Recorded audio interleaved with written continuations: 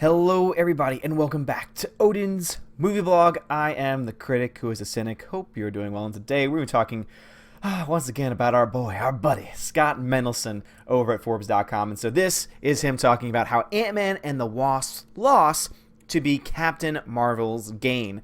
And you can already tell from the title and based on the, the very credible, oh my goodness, the critiques that we've already seen.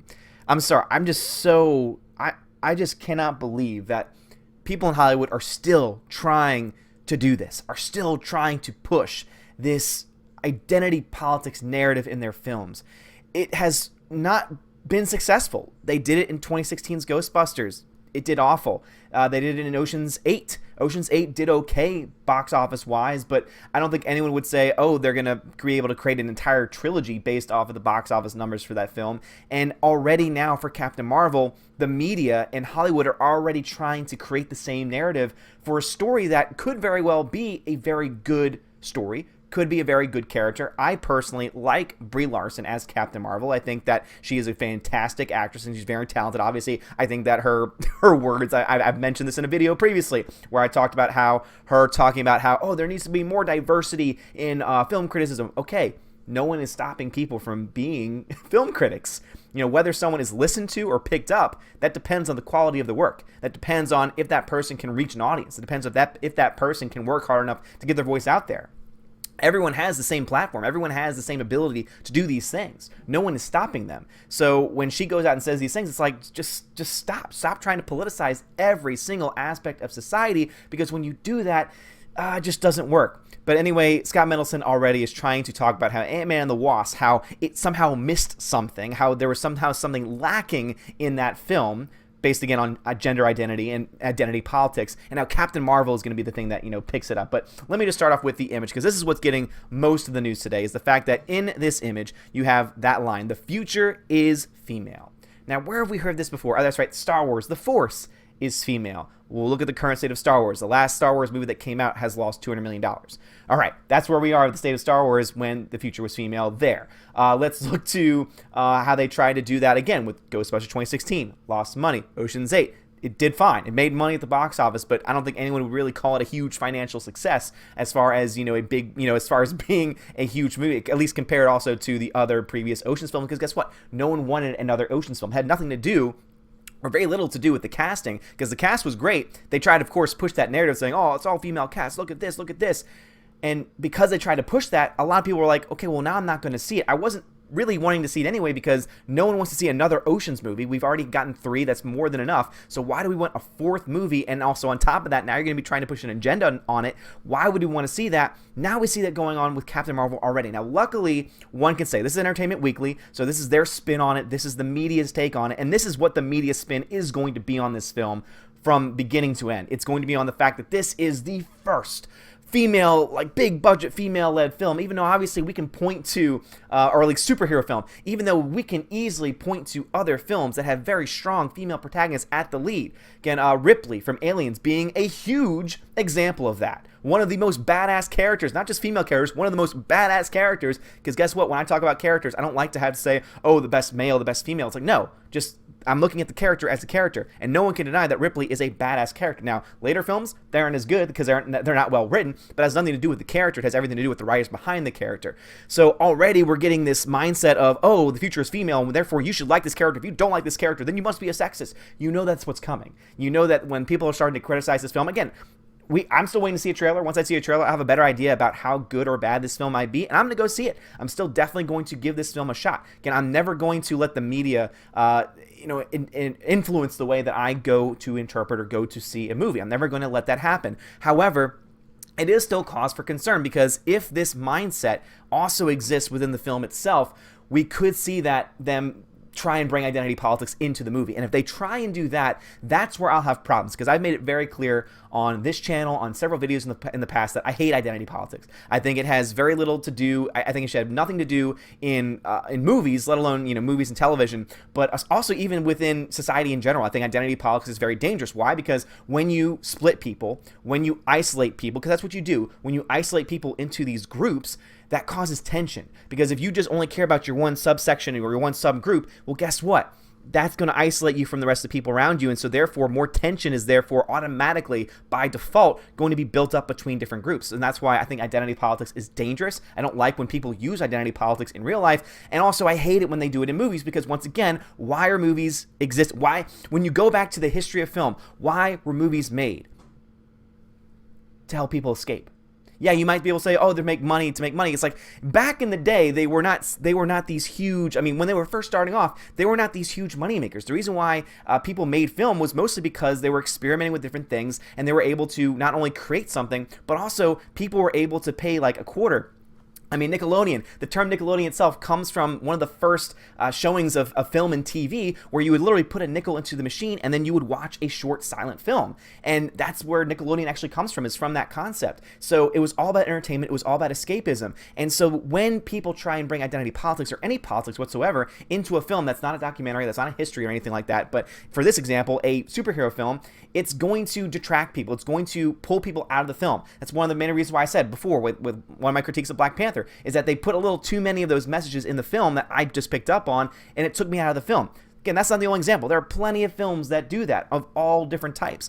But if already they're starting to play this very dangerous game of identity politics, and again, this is just the media, so again, we don't really know what the film itself is going to be about, but if they continue in the same narrative, it can be very problematic. Not to mention, this is probably one of the worst images I could ever have picked to promote this film. I'm sorry. And that's just, again, that's just coming from an aesthetic point of view, where I mean, I have a feeling that Brie Larson is looking at this photo saying, why did they choose this photo with me making that face and put it onto the cover of magazines? Because it's just not a very good photo. I'm just going to point that out. It's just not a good photo. I just think that, I don't know why they chose it. But anyway, the whole futurist female is nonsense. We've seen it happen before, and we've seen just how successful, or rather how problematic it has been for previous films. And if it is in the film itself, and if it goes into the marketing of the film, it's going to be very, very problematic. But anyway, as hinted rather obviously by the Entertainment Weekly and Brie Larson, 12 hours ago, we now have our first official photos courtesy of Entertainment Weekly and Walt Disney of Marvel's 21st motion picture. There was a part of me that is wondering if they have something for folks attending tonight's 3D IMAX Avengers Infinity War showings, but your guess is as good as mine, and I'll be seeing Peppermint anyways.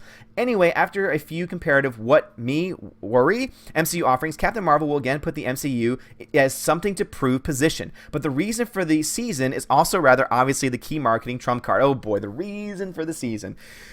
Oh, Scott Mendelsohn, what are you doing, man? Yes, after 10 years and 20 Marvel Cinematic Universe films, Captain Marvel is the first solo-led female MCU adventure. Okay, so he's being very specific there, saying it's the first solo female-led adventure, 10 years in the making. And why is that the case? Well, when you look to Marvel Comics, there aren't a whole lot. And again, you can be critical of Marvel Comics for that. You could just look to the numbers and see that when it comes to comic book readers, the vast majority of them are men. Again, the fact that there's difference between men and women are something that these people just don't want to acknowledge. Are there women that do read comics? Absolutely. But you cannot tell me with a straight face that the majority of them are women, and that the vast majority of comic book readers, especially if you go back when comics first came out, why these characters were geared towards men. We're geared towards, okay, again, men and women are different. Intrinsically, we are different from each other. And so that's the reason why comics have always, reached out to them. So for them to try and say, oh, this is a huge thing, it's like, okay, for me, it's like, no, this is just the fact that there weren't any other strong, because obviously when you go over to DC, it's a little bit of a different story, because Wonder Woman has been around for a very long time, has always been a very prominent character. But in Marvel, again, I'm not a comics book expert, there really hasn't been that, that head female lead or that female superhero. And again, it makes a lot of sense when you look at and understand the mindset behind the content creators and what the audience that they're making it for. All right, so it goes on. That it opens just 2 months before Avengers 4, which is the glorified season series finale, and that is a prequel, feels like a case for crap. We don't have anywhere to fit this, but we can't do the whole thing without at least one female-fronted flick scheduling. That's not necessarily a criticism aside from the whole, look, 10 years and 21 movies thing, but it's a little ironic that the last standalone MCU film before the end is a female-fronted. Okay, again, so this seems to be kind of the mindset he's going into, is trying to criticize them for doing this. Instead, Scott Mendelsohn and so many other people in the media, just like, again, you saw on the very front of the cover saying like, oh, the future is female. Okay, no, the future should just be good stories. We don't care. The mass audiences do not care what the gender or race of a lead is. If that lead is a good, well-developed character, that is what matters to most people. That is what matters to most people. And again, you can try and call me names and everything like that. I don't care, because I'm going to continue to base my thoughts and to base my ideas in reality. And I've always been a person, I'm a realist. People sometimes call me, obviously, I call myself the critic who's a cynic. And one of the main reasons why I came up with that name is because so many people have called me out for being a cynical person. And I can be cynical in the minds of a lot of people, but I've always just considered myself to be a realist. That's just how I've always been. People call me Debbie Downer all the time. It's like, no, I'm realistic, Randy. Nice to meet you. Because I base myself in reality. And the reality of the situation is that most people in audiences do not care, one way or the other, about the gender of the person on screen. Yes, Captain Marvel is a 1990s set prequel, one that sees the return of some older recurring actors. So again, we see those mentioned there. It remains one of the odd coincidences that every female-led superhero movie on this scale, at least since Jennifer Garner's Elektra in 2005, has been some kind of prequel. Wonder Woman took place in World War I, and Wonder Woman 1984 will take place in, read that again, Captain Marvel will take place in the 1990s, while Scarlett Johansson's alleged Black Widow standalone will allegedly be a pre-Avengers prequel of sorts. Okay. On one hand, that makes as much sense as any other narrative choice. Going retro with Patty Jenkins' Wonder Woman allowed it to embrace an unapologetic mythic quality, but also they focused more on the fact that they were trying to make it a good story. That was the main focus, was that in the grand scheme of things, it would have been odd for that film to be anything else than what it was, and guess what? It was a well-crafted film. Why? Because they didn't care or focus on any of the political nonsense that people like Scott Mendelsohn are trying to do. And I assume Captain Marvel will explain why Brie Larson's superpowered test pilot has been MIA for the last 20 MCU films, because they kind of have to do that. If they just present her and give her no backstory, guess what happens? That's when they fall into the DC problem, where they introduce characters with no backstory, and guess what? It causes issues. So yeah, of course you see that they did that with Wonder Woman because they wanted to establish her character, because if they didn't do that before Justice League, even though Justice League was not a good movie, it would have been even worse for that film.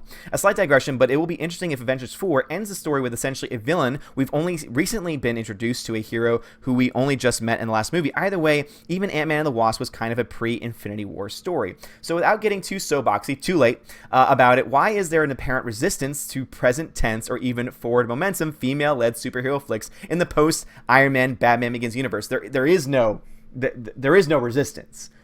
There is no resistance to having these characters. The resistance comes when the identity, when the gender identity, race identity of those characters is being pushed forward. That there's a resistance to, and I will always resist forced equality, because to me, that's not what true equality is. True equality is you make a good story, does not matter who the character is, and the good story is then seen by millions of people. That to me is what it should be all be about. Not, oh, this is what we're going to do. Look, it's the first led superhero film by a female in the MCU. Oh my God, that's going to be our marketing campaign. Okay, well now I'm going to resist, because now you're trying to push this narrative down my throat, and guess what? Most general audiences don't care and just don't even want to hear it. That's the problem. There is no resistance. I don't know what. Oh, Scott Mendelsohn. Could it be that we prefer to see our big hero superheroines overcoming patriarchal obstacles in the safe past? So we can presume that things are better today, just as period piece dramas about racism or offer reassurance that we're better today, and we totally. Oh, Scott Mendelsohn. Oh, okay, I'm done. I can't read any more of his garbage. The point that he's trying to make here is he's trying to make some point about the race and gender, which again is just when you live in the present tense and you try and make every decision that is made by Hollywood or by anyone about race and gender, you got problems. But anyway, guys, what are y'all's thoughts about this? Do you think that the future is female, is equivalent to the Force is female? Do you think this is going to be a dangerous path for Marvel? Do you think this is going to lead to their downfall? Or do you think that we need to see a little bit more? I'm personally there. I think that this is Entertainment Weekly pushing this narrative, and if Marvel is smart, they will push the character, they will push the story about the character, and not try to push this social justice warrior aspect, because that is when it's going to become dangerous. And by dangerous, I just mean that financially dangerous for the future of the Marvel franchise, because I think Captain Marvel is going to make a lot of money, because Kevin Feige has not let me down yet. Every film that he's done, even Black Panther, even though I have my issues with Black Panther, has not been a bad movie. They've had enough plot elements to be able to drive it to box office success. Every single one of them has made money. And I don't think Captain Marvel is going to be the first to lose money, but I can tell you this: if they decide, Disney, the marketing for this movie. If they decide to move their marketing in that direction, that's when we're going to see a lot of problems take place. And again, if you agree with me, please let me know in the comments below. If you disagree with me, please let me know in the comments below. I always try and read as many comments as I can, but this channel is constantly growing, which I have to give huge thanks to anyone that's subscribed to my channel who's watching this video. Thank you, thank you, thank you. You are all amazing people, but because of that, I'm not able to respond to every single comment like I was able to in the past. But I will do the very best I can to read every comment that I can, especially by the people whose names I recognize who always post on my videos. So I just want to thank y'all so much for continuing to do that, continuing to support the channel, and I really hope to be able to do more things in the future. But anyway, guys, if you like this video, hit the thumbs up, hit that subscribe. It really does help me out a lot. You are all amazing. Have a great day, and as always, God bless.